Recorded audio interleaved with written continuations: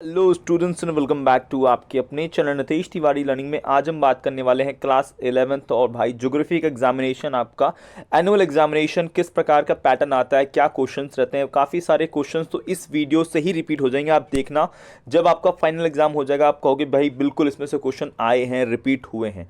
Pattern बहुत simple है, 3 घंटे आपको दिए जाते हैं। आपके पास 70 मार्क्स का आपका क्वेश्चन पेपर होता है जिसमें 30 नंबर आपके टीचर के हाथ में होते हैं। और सिंपल है कि जैसा आपने बिहेवियर रखा होगा और जो आपका रिजल्ट मिड टर्म में आया होगा वैसे टीचर ने आपको 30 में से नंबर दे दिए होंगे। कई बच्चों को वैसे 5 से 4 बच्चों को टीचर 30 में से 30 भी दे दिया करता है, उसका डिपेंड करता है कैसी परफॉर्मेंस की थी। भाई चैनल पे नए हो, चैनल को सब्सक्राइब कर लो, बेल आइकन को जरूर दबा दो क्योंकि सारी इंपॉर्टेंट क्वेश्चन आंसर की जो वीडियोस है वो मैं ला रहा हूँ। सेकंड बुक ऑलरेडी आपका सेकंड टर्म करवा दिया है, आपकी जो फर्स्ट बुक वर्ल्ड वाली है वो मैं करवा रहा हूँ और जल्दी अपलोड करूंगा। थोड़ी सी वीडियोस नहीं आ रही 1-2 दिन से क्योंकि गले में बहुत ज़्यादा प्रॉब्लम हो गई थी, तो अब वो चीज़ थोड़ी ठीक हो रही है, तो आपके लिए लगातार वीडियोस आएंगी।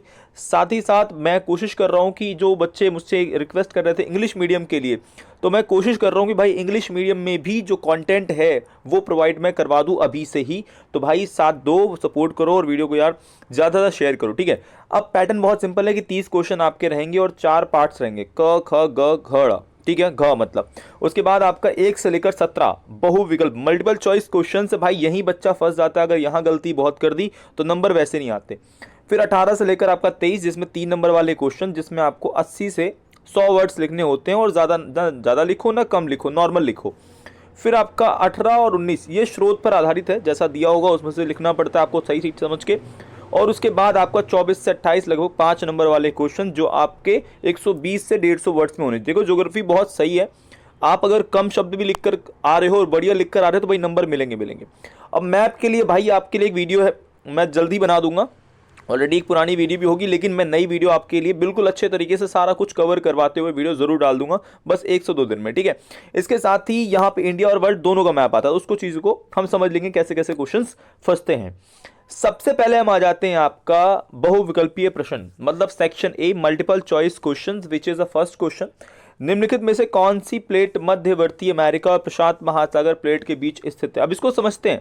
देखो ये आपका ऊपर है एक उत्तर अमेरिका महाद्वीप जिसको नॉर्थ आपका अमेरिका कॉन्टिनेंट, और एक आपका नीचे है दक्षिण अमेरिका महाद्वीप साउथ अमेरिका कॉन्टिनेंट। इसके बीचों बीच जो आपका मध्य अमेरिका, तो यहां पर आपका कोकोज आपकी होती है और नचका जो है वो साउथ अमेरिका के यहां पे, तो कोकोज ऊपर की तरफ है बीचों बीच मान लीजिए, और यह नीचे के नचका। तो क्वेश्चन आपका इसने बोला है मध्यवर्ती आपका अमेरिका प्रशांत महासागर की प्लेट कौन सी। अब समझ गए होंगे आप लोग वैसे, ए अरेबियन प्लेट, बी आपका कैरोलिन प्लेट, सी नचका प्लेट, या डी आपका कोकोज प्लेट। इसका राइट आंसर आपका है कोकोज, क्योंकि कोकोज ही मध्य में थी, अभी मैंने बताया आपको, तो इसका राइट आंसर है कोकोज प्लेट, ऑप्शन डी, ठीक है। आपका सेकंड है निम्नलिखित में से भूगोल की कौन सी शाखा मौसम तथा जलवायु के तत्वों के अध्ययन से संबंधित है। क आपका जल विज्ञान, ख आपका भू आकृति, ग आपका जलवायु विज्ञान, या घ मृदा विज्ञान। Which of the following branch is a geography is related to study of the element of water weather and climates. देखो वेदर एंड क्लाइमेट्स बोल रहा है, ऑब्वियसली देखो ये क्लाइमेट पकड़ लिया और किसी में है ही नहीं भाई, सिंपली वैसे ही जलवायु बोल दिया, तो देखो जलवायु किसी में भी नहीं बोला है। तो मुझे लगता है इसमें क्या समझने वाली बात है, एक सिंपल सा वर्ड है जो मिल रहा है, अगर नहीं भी पता तो ऐसा करके भी लगा दिया करो, बिल्कुल वैसे परफेक्ट आंसर यही है, ठीक है, आंसर सी ही सही है। तीसरा है निम्नलिखित में से कौन सी दशाएं आपका भौम जल अपर्दन के लिए आवश्यक हैं। इसमें आपका पहला है का कहता है कि पारगम्य, कम सघन और अधिक आपका रंध वाली चट्टानें, या फिर यहाँ पर आपका है सेकंड अपारगम्य, कम सघन और कम रंध वाली चट्टानें, या फिर गा आपका पारगम्य आपका अधिक रंध वाली चट्टानें, या फिर अपारगम्य कम सघन चट्टानें आपकी।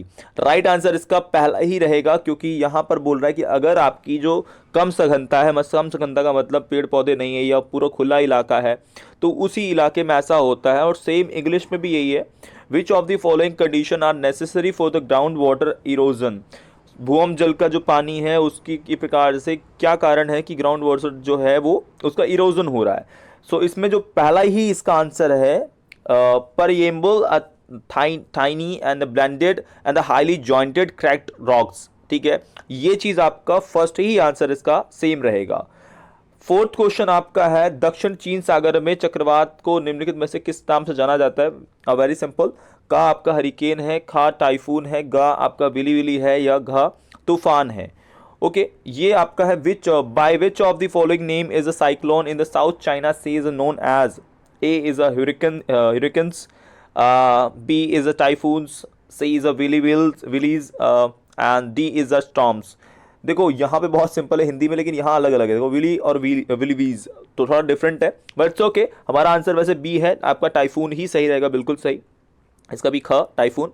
उसके बाद फिफ्थ क्वेश्चन है, निम्नलिखित में से कौन सी शोभ मंडल की विशेषताएं। लिखो यार, जो चैप्टर आपका ये वाला है लगभग मैं अपलोड मैंने कर ही दिया, आप जाके देख सकते हो। तो इसमें आपका ये है कि क ऊपरी संस्तर आपका विषुववृत्त पर अधिक मोटाई आपकी ऊंचाई के साथ तापमान में वृद्धि, या फिर ऊपरी संस्तर विषुववृत्त पर कम मोटाई और ऊंचाई के साथ तापमान में वृद्धि, या फिर सबसे नीचे का संस्तर या विषुववृत्त पर अधिक मोटाई और ऊंचाई के साथ तापमान में कमी, या फिर घ सबसे नीचे संस्तर और विषुववृत्त पर कम मोटाई की ऊंचाई के साथ तापमान में वृद्धि।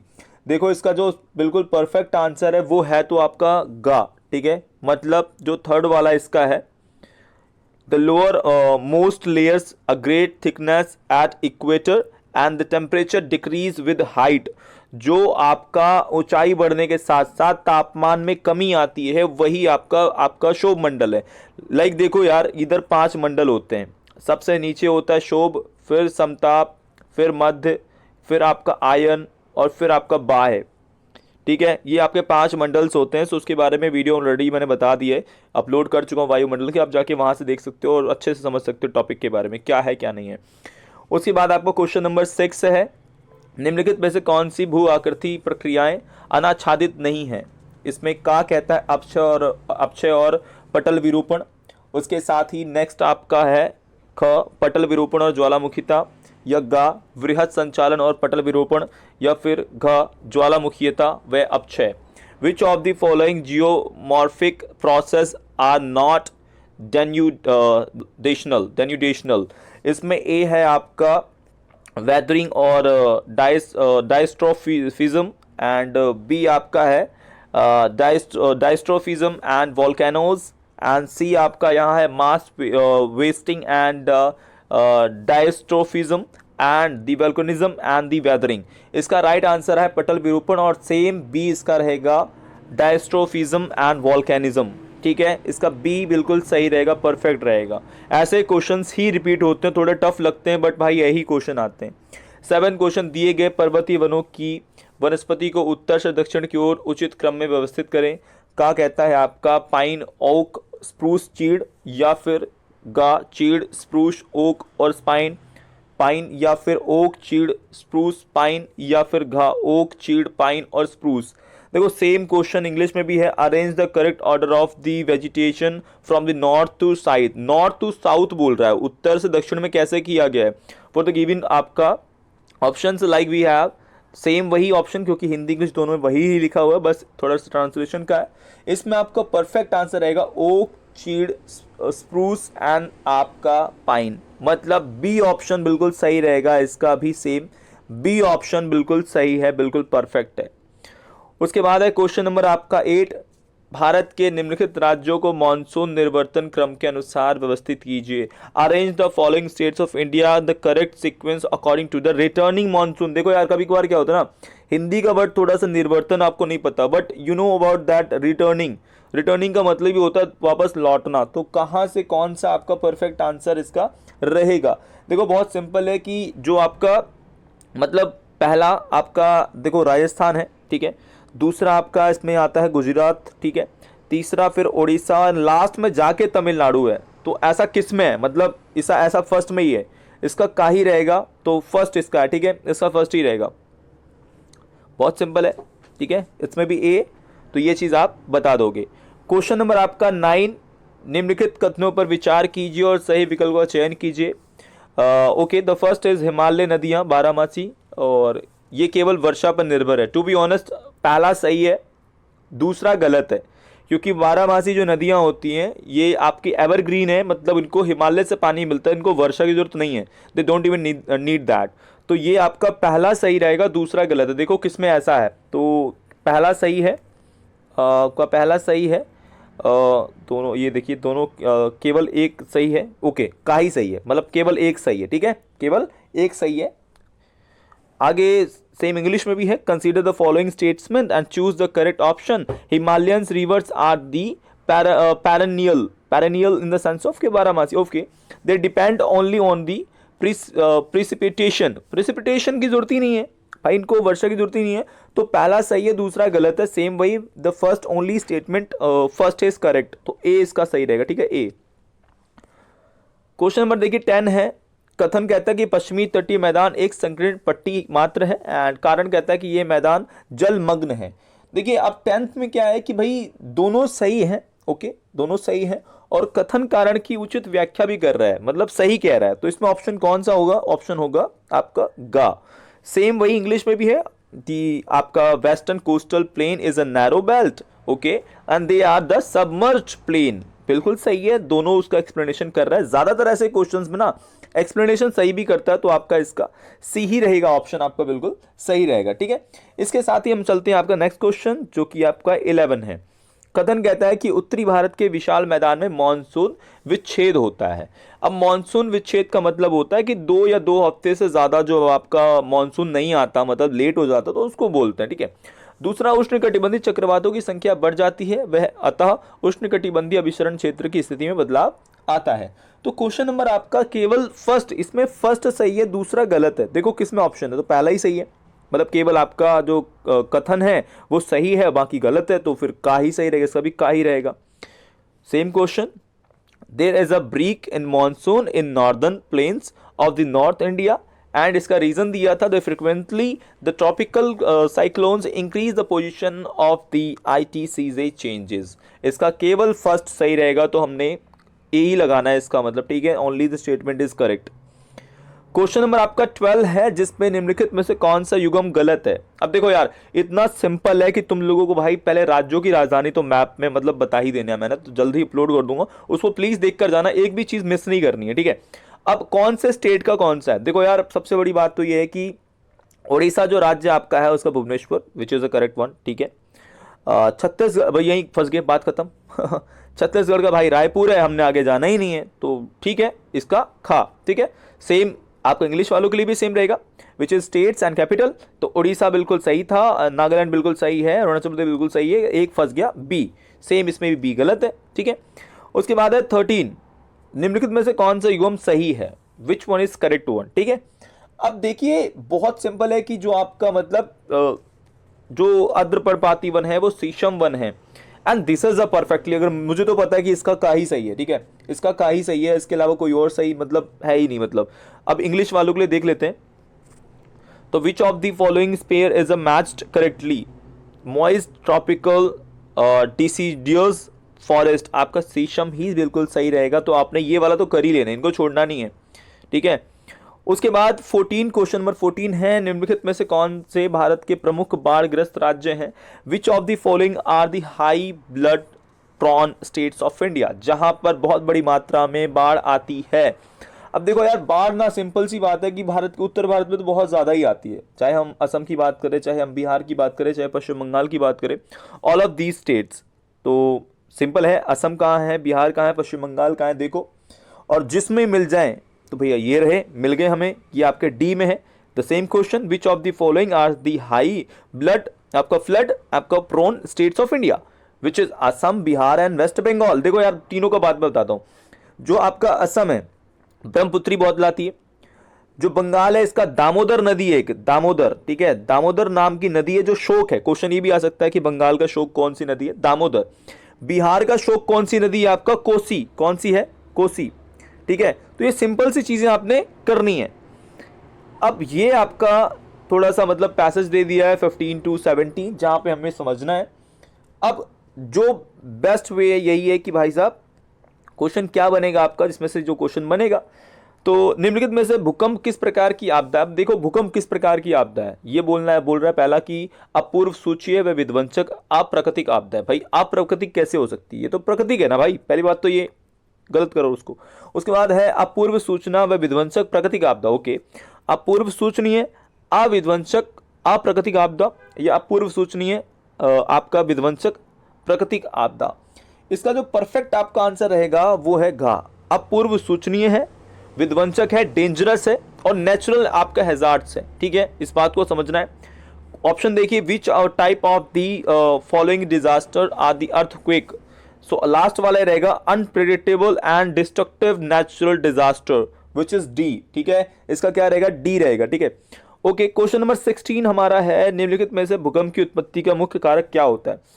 का आपका भूस्खलन जिसको लैंडस्लाइड्स बोलते हैं, आपका विवर्तनिकी जिसको हम टेक्टोनिक बोलते हैं एक प्रकार से, ज्वालामुखी विस्फोट जिसको वोल्केनिक आपका एरप्शन बोलते हैं, या फिर जमीन का अवतरण सबसिडेंस आपका है। तो इसका परफेक्ट जो आंसर रहेगा 16 का वो है विवर्तनिकी। क्या है, टेक्टोनिक मतलब विवर्तनिकी है, बी, इसका बी सही रहेगा।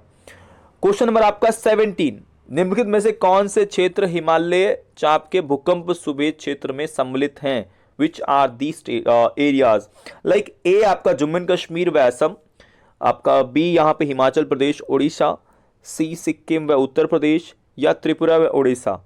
विच of the following areas are including the vulnerable zones of the earthquake along the Himalayan arch, which is A is a Jammu and Kashmir Assam, and B is a Himachal Pradesh and Odisha, C is a Sikkim Uttar Pradesh, D and Tripura and Odisha।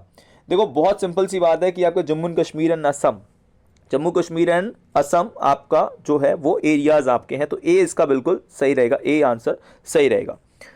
Question number आपका यहाँ आता है आपका 17 हो चुका। अब 18 में भी सेम स्रोत आधारित है, तो आपने इसमें से लगभग पढ़ के मिल ही जाना है। देखो इतना टफ है ही नहीं वैसे, ठीक है, और जिन्होंने बुक पढ़ रखी है उनके लिए तो वैसे ही पैसेज पढ़ने की जरूरत भी नहीं है, मैं तो सच कह रहा हूँ आपको। जिसमें आपका पहला टॉपिक जिसमें आंसर है कि अंत उष्णकटिबंधीय अभिसरण क्षेत्र कहाँ स्थित है, where does the inter tropical आपका कॉन्वर्जेंस जोन एग्जिस्ट। तो इसका राइट आंसर आपका रहेगा इक्वेटोरियल सर्कल, मतलब विषुववृत्त जो रेखा है आपकी है उसमें आपका है 0 डिग्री से बोले वर्ल्ड आपका होता है, जिसमें बीच में है विषुववृत्त रेखा जिसको हम बोलते हैं या तो इक्वेटोरियल आपका सर्कल बोल दीजिए, या फिर आपका आप एक प्रकार से उसको मतलब 0 डिग्री बोल सकते, इक्वेटर भी बोल सकते हो। उसके साथ ही सेकंड आपका क्वेश्चन है कि उत्तरी गोलार्ध की व्यापारिक पवनें 40 से 60 पूर्वी देशांतरों के बीच विषुववृत्त को पार क्यों कर जाती है। Why the trade winds of the southern hemisphere across the equator between 40 east and 60 degree आपका ईस्ट आपकी लॉन्गिट्यूड्स। तो ऐसा क्यों होता है, बिकॉज ITC, अब जो ITC-Z आपका है ये due to northern wards movement of Z, ये जो चेंजेस इसमें आते हैं खास करके अगर हिंदी में हम बोलें तो ITC-Z के उत्तर की ओर खिसकने के कारण, मतलब नॉर्दर्न जो मूवमेंट है नॉर्दर्न एरियाज में जब वो मूव कर जाती है इसके कारण है। थर्ड आपका है शीत ऋतु में ITC-Z किस दिशा की ओर खिसक जाता है। In which direction does ITC-Z move in winter, that's a south direction, मतलब दक्षिण में आपका खिसक जाता है, इसका सिंपल सा आंसर है। अब यहाँ पर हमें बताना है कि निम्नांकित चित्र का मतलब observe the diagram given diagram and answer the following questions. इसको देख लो क्या है। अब इसका आंसर है उपयुक्त दिए गए चित्र की पहचान कीजिए, नाम लिखिए। इसको हिंदी में बोलते हैं जलोढ़ आपका पंख, या फिर आपका इंग्लिश में बोल दीजिए एलुवियल, एलू जो आपका है ALLUVIAL, एलुवियल आपका फैन, ठीक है, फैन। ये सिंपल सा आप लिख दीजिए, ऐसा आएगा, याद रखो क्योंकि सेम आ सकता है, बहुत सारे क्वेश्चन जो है वो रिपीट हो रहे हैं। इसके साथ ही सेकंड है उपयुक्त स्थलाकृति किन क्षेत्रों में पाई जाती है। In which areas the above mention land form is found, कौन से एरियाज में पाई जाती है। In the plain of the गिरिपद एंड आपका मंद ढाल, या तो गिरिपद आप लिख दीजिए, गिरिपद या पदा क्योंकि इंग्लिश में ए भी यूज हो जाता है, या फिर मंद आपका जो मंद ढाल होती है ना, मंद बिल्कुल मंद ढाल, हिंदी में मंद ढाल ही लिख दो बिल्कुल, और गिरिपद आपका बिल्कुल सही आंसर है। उसके साथ ही थर्ड, यह स्थलाकृति किस आकार में बनती है। इसका राइट आंसर है कॉनिकल आपका शेप में, किस में, कॉनिकल शेप में, विच इज हिंदी में बोल सकते हो आप इसको शंकु आकृति। क्या है, शंकु आकृति, ठीक है, शंकु आकृति। तो ये हिंदी इंग्लिश दोनों के लिए थोड़ा सा रहेगा, कोशिश कर रहा हूँ मैं आपको बढ़िया तरीके से बता दूँ, समझा दूँ कि भाई ऐसा पेपर आता है, ये क्वेश्चन रिपीट होते हैं। अब क्वेश्चन नंबर आपका 20 है, जिसमें आपका उष्णकटिबंधीय चक्रवात की किन्हीं 3 विशेषताओं को आपको बताना है। Describe any 3 features of tropical आपका साइक्लोन्स की क्या विशेषताएं हैं। या फिर वायुमंडल के गर्म होने के चालन प्रक्रिया की व्याख्या कीजिए। या फिर आपका elucidate the process of the conduction in heat the atmosphere. आपका जो पहला वाला है 20 का, उसमें बहुत सिंपल से बोलते हैं what are the characteristic of tropical cyclone. तो पहला आपको बताना है कि frontal system are not evident in these. Second, are produce only in seas. ये कहाँ प्रोड्यूस होते हैं आपके? ओनली इन आपका जो सी है एक प्रकार से। उसके बाद थर्ड आप इसमें बता दीजिए which is are destroyed when they reach आपका टेरेस्ट्रियल पार्ट्स में। जब वो टेरेस्ट्रियल पार्ट्स में हो जाते हैं तो वो उसको फिर डिस्ट्रॉय कर देता है। And fourth, the speed of wind in these in high and they are destructive. And fifth, we can say that they move from east to west. ये तो भाई इंग्लिश वालों का आंसर था। ऐसा आपको ये पॉइंट्स लिखने हैं। हिंदी वालों के लिए सिंपल है कि इसमें वाताग्र प्रणालियां जो हैं स्पष्ट नहीं होती हैं, मतलब हवाएं जो आपकी हैं वो स्पष्ट नहीं होती हैं, केवल समुद्रों में ही उत्पन्न होते हैं। कहाँ उत्पन्न होते हैं? ओनली प्रोड्यूस इन सी, केवल समुद्र में प्रोड्यूस होते हैं।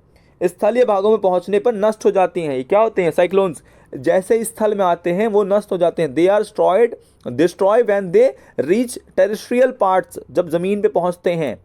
और आपका फोर्थ, इनमें पवनों का वेग तीव्र होता है और विनाशकारी होता है।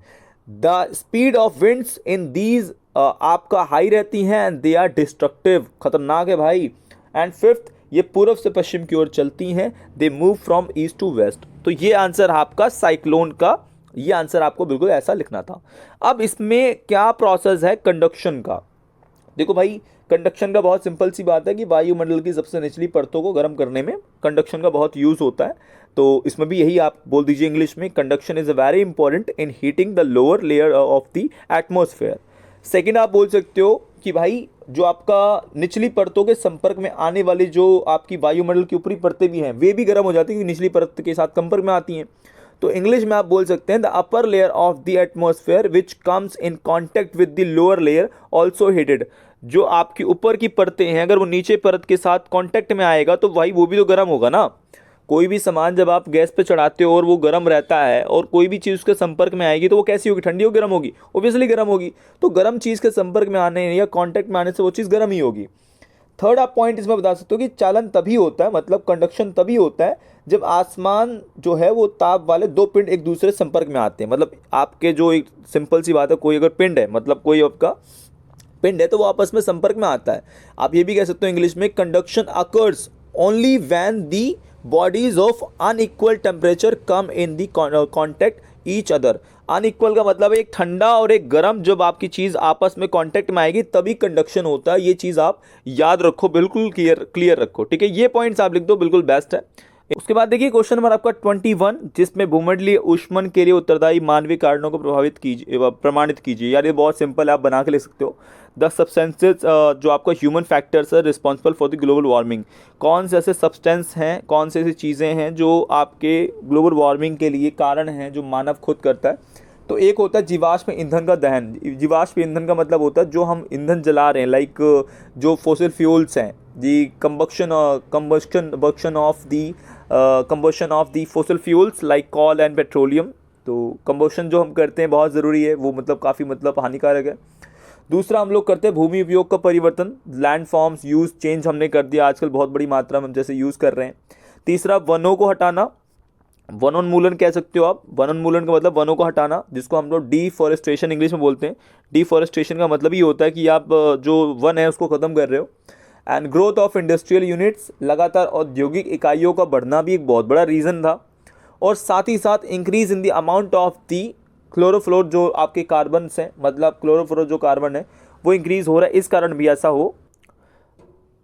क्वेश्चन नंबर आपका 22, जिसमें लघु हिमालय की किन्हीं 3 विशेषताओं को उल्लेख करना है। Mention any 3 characteristic of the lesser Himalayas. ये बहुत इंपॉर्टेंट क्वेश्चन है, बार बार रिपीट होता है, तो इस क्वेश्चन को तो छोड़ो ही मत, ठीक है। इसका रीज़न है कि जो ऊंचाई है, लैटिट्यूड है आपका है, वो लगभग आपका 1000 से 2000 मीटर तक आपका है। एक तो ये विशेषता बताओ। दूसरा, ब्रिटिश प्रशासन के लिए आकर्षण का केंद्र रहा। It has to be a centre of the attraction of the British administration. जो ब्रिटिश एडमिनिस्ट्रेशन था आपका, उसका ये अट्रैक्शन सेंटर था। And thirdly we can say that पहाड़ियों पर पर्यटकों के केंद्र आपके हैं, जिसमें धर्मशाला है, मसूरी है, शिमला है, कसौली है आदि का विकास भी हुआ है. We can say that the development of the tourist centres like hills, like Dharamshala, like Mussoorie, like Shimla, like Kasauli, तो इनके कारण विकास भी थोड़ा हुआ है. उसके बाद दो महत्वपूर्ण आपकी स्थलाकृतियां हैं जिसमें शिवालिक तथा दून आपका है. दीज आर टू इंपॉर्टेंट आपका लैंडफॉर्म्स है विच इज शिवाली, आपका शिवालिक एंड दून. तो ये इंग्लिश हिंदी दोनों में आप समझ लीजिए इस टॉपिक को. क्वेश्चन नंबर आपका है 23 जो कि बहुत इंपॉर्टेंट है, और दोनों में से कोई एक तो देखो आएगा तुम्हारे एग्जाम में, फंस जाएगा फिर मत बोलना, तो याद सही से समझ लो इसको. सूखे से निपटने के लिए दूरगामी कदमों को उठाना चाहिए, किन्हीं 3 कदमों को विश्लेषण कीजिए. ऐसे क्या कदम आप उठाओगे, what steps will you deal with the drought, जो कि सूखा होता है. देखो पहला तो ये है कि to find out the storage of the underground water. आपको सबसे पहले भूमिगत जल के भंडारण का पता लगाना होगा. To find out the storage of the underground water, जिसको हम बोलते हैं भूमिगत जल जो जमीन के अंदर रहता है. ठीक है.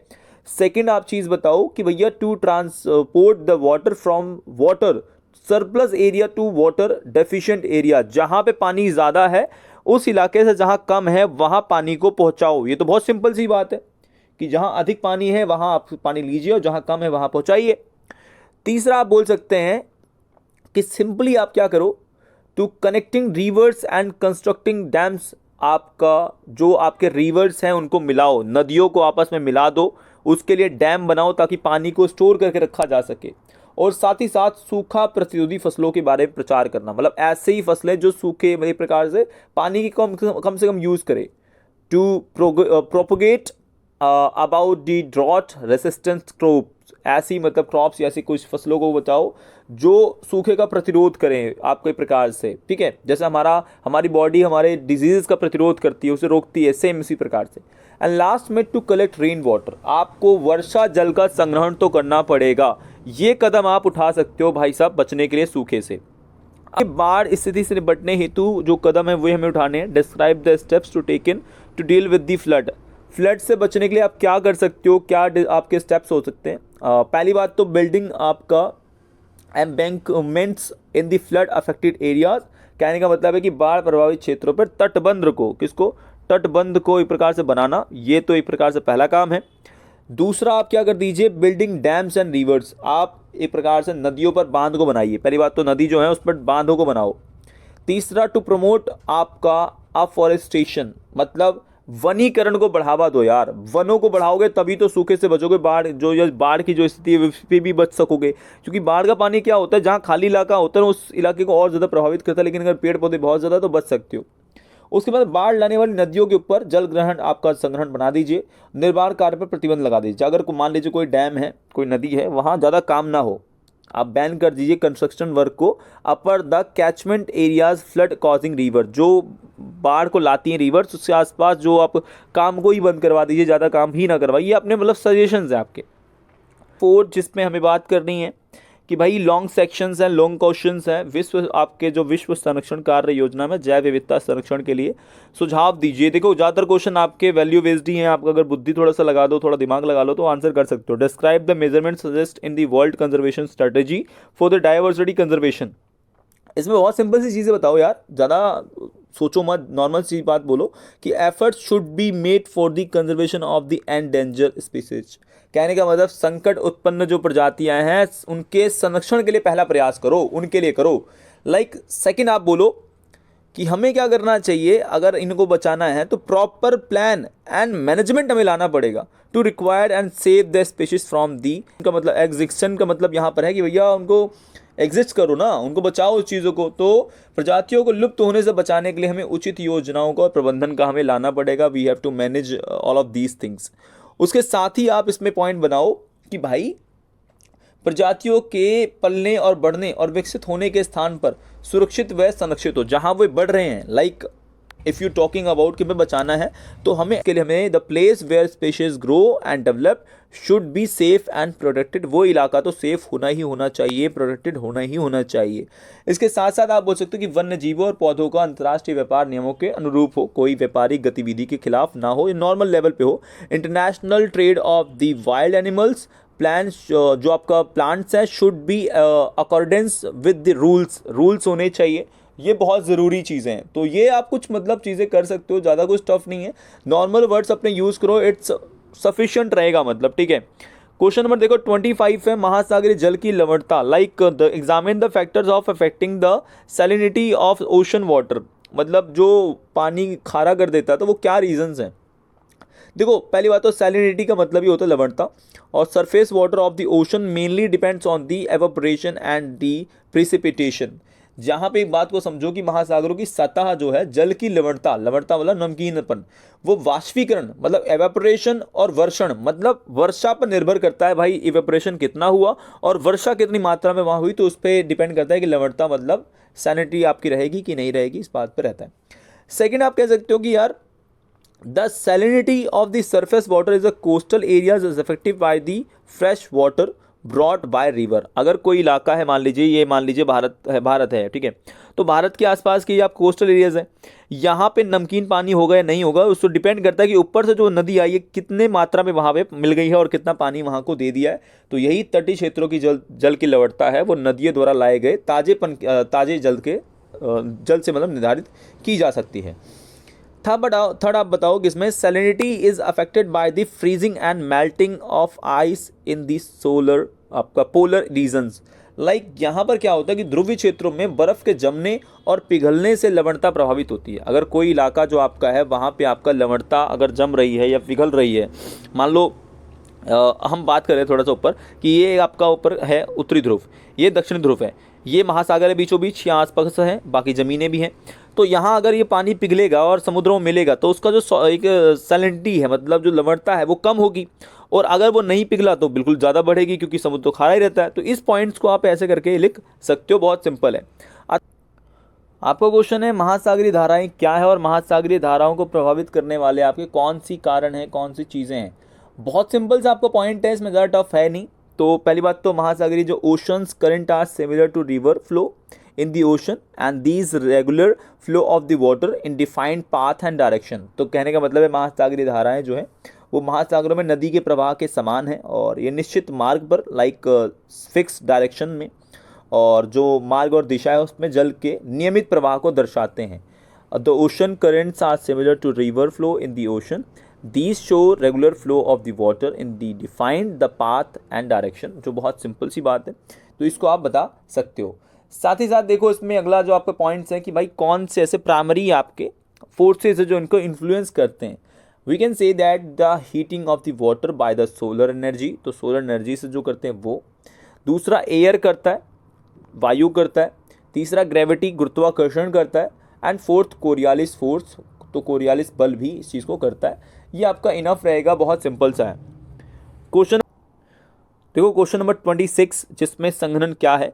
ओसांग के बनने हेतु कौन से आपके दशाएं होती हैं। Like we can say that the transformation of the water vapours into water it's called condensation, मतलब जलवाष्प का जल के रूप में बदलना। जो जलवाष्प है, जो पानी आपस समुद्रों से उड़ के हवा के रूप में जा रहा है, और जब वो जल का रूप ले रहा है, मतलब जो जलवाष्प है, ह्यूमिडिटी एक प्रकार समझ लीजिए, जब वो उसी रूप में था ऊपर जाके पानी बन जा रहा है बादलों के रूप में, और वो संघनन होकर के बादल मतलब जल बन जा रहा है, उसी चीज़ को हम लोग कह रहे हैं यहाँ पर क्या बोलेंगे, उसको संघनन बोलते हैं। अब इसकी क्या दशाएं होती हैं। लाइक साफ आकाश, तो साफ आकाश मतलब क्लीन आपका स्काई होना चाहिए। शांत हवा, काम एयर, बिल्कुल शांत हवा। उच्च सापेक्षता आपका, हाई आपका रिलेटिव ह्यूमिडिटी, जैसे मैंने कहा आर्द्रता होनी चाहिए। ठंडी और लंबी आपकी रातें, मतलब आपका लगभग cold and long nights. And last में ओसांग जन्मा बिंदु हो, मतलब आपका dew point is above freezing point. तो ये पॉइंट्स आपकी लगभग रहेंगी। क्वेश्चन नंबर देखो 27 बना दो यार, इतना इजी क्वेश्चन है ये, तो मतलब अगर तुम थोड़ा सा भी अगर दिमाग लगाओगे ना नॉर्मली, तो आप बता दोगे कि वन्य प्राणियों की संख्या कम होने के क्या कारण है। देखो सबसे बड़ी बात तो ये है कि एक बहुत बड़ी लेवल में due to industrial and technological जो डेवलपमेंट हो रहा है, जिसमें आपका जो पेस ऑफ द एक्सप्लोटेशन है बहुत बड़ी मात्रा में है, और अननेसेसरीली काटा जा रहा है वनों को, चाहे वो ह्यूमन के लिए मतलब फार्मिंग की बात कर रहे हैं, या ह्यूमन आपका सेटलमेंट्स को बसाने की बात करो, रोड्स को बनाने में, माइंस कर रहे हो आप वहाँ पे, मतलब ये पॉइंट्स आप बोल दोगे, बिल्कुल परफेक्ट है 27 के लिए। क्वेश्चन नंबर आपका 28 है कि भारत में एक स्थान से दूसरे स्थान के तापमान में देखो क्वेश्चन नंबर आपका 28, जिसमें एक स्थान से दूसरे स्थान में जाने में आपका ऋतु में और टेम्परेचर में कितना चेंजेस है। भाई बहुत ज़्यादा चेंजेस है, टू बी ऑनेस्ट बहुत ज़्यादा चेंजेस है। अगर आप समर की बात करो, गर्मियों की बात करो, तो वहीं पर वेस्टर्न जो राजस्थान का इलाका है वहाँ 55 सेल्सियस तक टेम्परेचर जाता है। वहीं वाइल विंटर के रीजन में अगर आप बात करो तो लेह के इलाके में, लेह आपका जो आपका जम्मू कश्मीर का इलाका है, वहाँ आपका 45 सेल्सियस तक चला जाता है, -भी चला जाता है, -45 भी चला जाता है। सेम चीज़ अगर आप जाओगे तो दिसंबर के महीने में जम्मू कश्मीर आपका -45 रहता है दिसंबर के महीने में, दिसंबर में, ठीक है, वो डाटा दो। और सेम दिसंबर में आपका तिरुवनंतपुरम केरल का इलाका है, वहाँ आपका 20 सेल्सियस होता है। कितना मतलब अंतर है देखो। और साथ ही साथ अगर आप कहिए तो केरल में दिन के आपका दिन और रात के तापमान में ज़्यादा कुछ खास, लगभग 8 सेल्सियस का टेम्परेचर में अंतर देखने को मिलता है। वहीं थार मरुस्थल जो आपका है वहाँ 30 सेल्सियस का टेम्परेचर में अंतर देखने को मिलता है। दिन में मतलब अलग था और रात में अलग था। तो देखो टेम्परेचर चेंजेस इंडिया में बहुत ज़्यादा है। तो एक स्थान से दूसरे स्थान में जो टेम्परेचर चेंजेस है बहुत हाई लेवल पे, बड़े लेवल पे देखने को मिलते हैं। अगला क्वेश्चन देखो बहुत इंपॉर्टेंट है और ये क्वेश्चन ही मैं लाने वाला हूँ कि भाई भारत में मानसून की जो वर्षा है, मानसूनी वर्षा है, उसकी 5 विशेषताओं को हमें बताना है। तो पहली बात तो ये है कि the rainfall receive from the south west monsoon. हमारा जो भारत में वर्षा होती है वो दक्षिण पश्चिम मानसून से प्राप्त होने वाली वर्षा से ही होता है। और जून से सितंबर, 1 जून से लेकर लगभग आपका मतलब सितंबर के महीने कह दो, ये वैसे 15 जुलाई तक पूरे भारत में फैल जाता है, लेकिन सितंबर तक लगभग वर्षा होती है।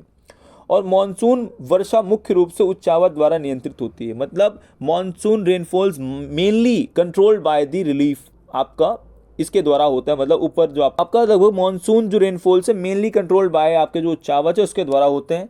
साथ ही साथ there is a tendency decrease in the monsoon rainfall with the increasing distance from the sea. जैसे जैसे समुद्र से दूरी होती चली जाएगी आपकी समुद्र येरा, और जैसे जैसे दूरी समुद्र से होती चलेगी वैसे आपका जो वर्षा है वो कम होती चलेगी। जैसे आपके एग्जांपल देता हूँ मैं, 119 आपका सेंटीमीटर जो वर्षा है वो कोलकाता में होती है क्योंकि पानी के पास है। वहीं दिल्ली में मात्र 52 आपका सेंटीमीटर है। देखो कितना अंतर आपको देखने को मिला।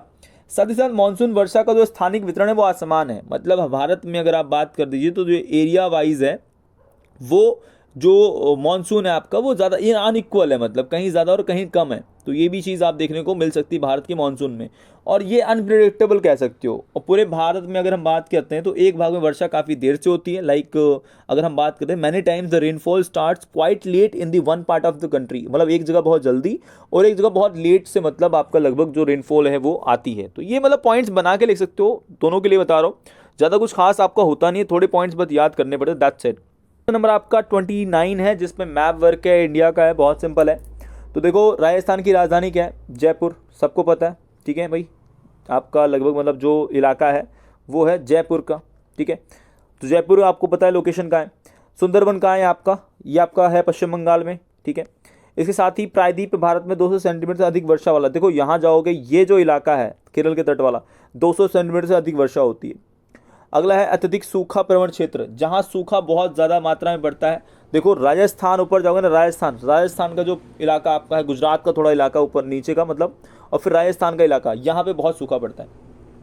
अब वे इलाके जहाँ पे आप कह दीजिए कि भैया कावेरी नदी है, तो कावेरी नदी आपको पता है भाई कर्नाटक जो इलाका है, कर्नाटक और केरल, ये आपका तमिलनाडु वाला, यहाँ बिल्कुल सेम लगा रहा हूँ, यहीं पर आपकी है।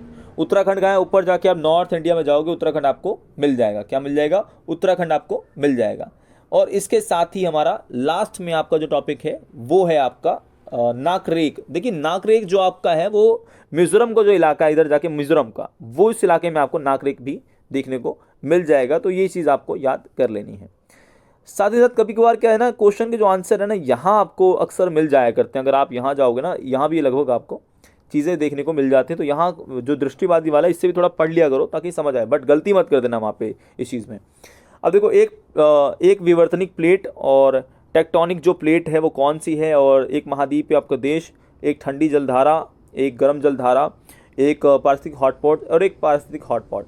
देखो यहाँ पे खासकर कुछ क्वेश्चन बहुत रिपीटेड है।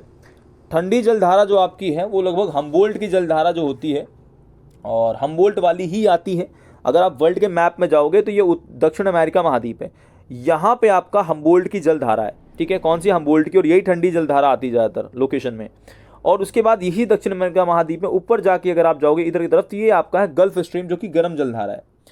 यहाँ पर ज़्यादातर जो महाद्वीप पूछे जाते हैं वो आपको मैं मैप में करवा दूंगा सारे के सारे कि वर्ल्ड के क्या मैप है, क्योंकि इंडिया में आप बता सकते हो, वर्ल्ड के मैप में बिना लोकेशन नहीं बता सकते। तो अगली जो वीडियो होने वाली है वो मैप के बारे में होने वाली, तो सारे के सारे तैयार हो जाओ। ज़्यादा से ज़्यादा वीडियो को इसको शेयर करोगे तो उस रिस्पांस के अनुसार ही मैं एफर्ट्स भी आपके लिए जल्दी जल्दी करने का प्रयास करूंगा और अच्छे से अच्छे आपको चीज़ों को समझाने का भी प्रयास किया जाएगा। तो इसी के साथ चैनल पर नए हो, चैनल को सब्सक्राइब कर लो, बेल आइकन को जरूर दबा दो। जय हिंद, जय भारत।